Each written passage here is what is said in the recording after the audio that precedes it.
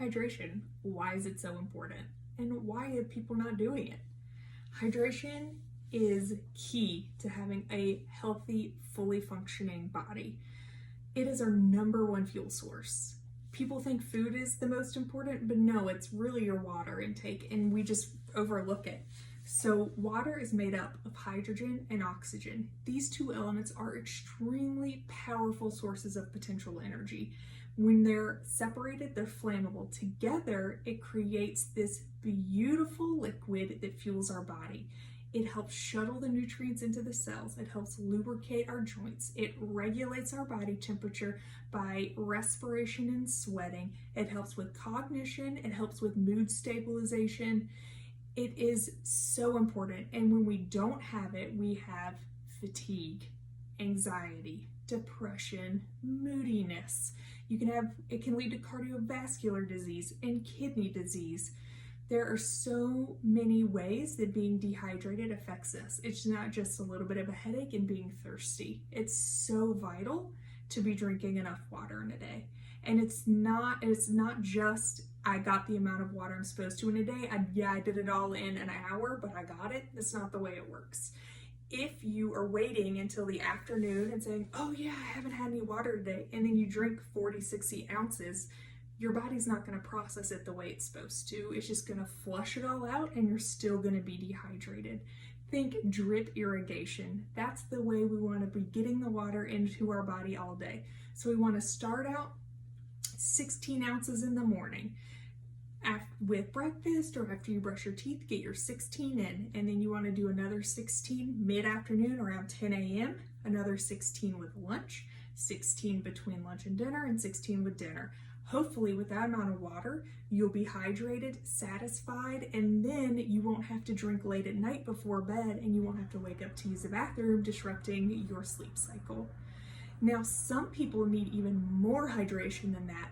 If you struggle with migraines, if you have some hormonal issues, if you're having PCOS or endometriosis, painful periods, if you have anger issues or you have liver issues, you're gonna need even more water. So it's really good to get with your practitioner and find out the actual right amount of water for you.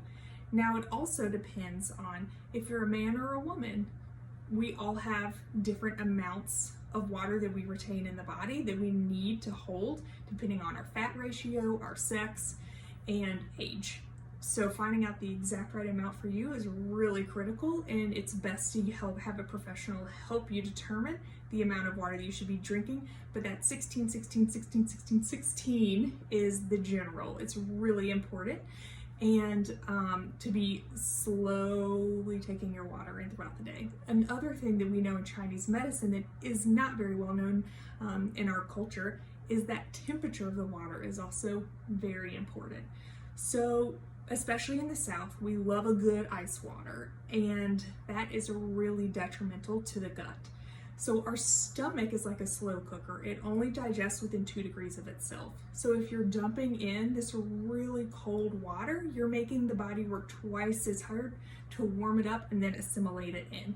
And so that can lead to digestive issues. So if you're struggling with bloating, gassiness, if you have IBS or Crohn's, if you have any kind of gut autoimmune disease, it's also very important to keep everything, food and liquid, room temperature or warm. And it's also really important for our little ones because their digestive tracts aren't fully developed, and so they really like a warm room temperature water.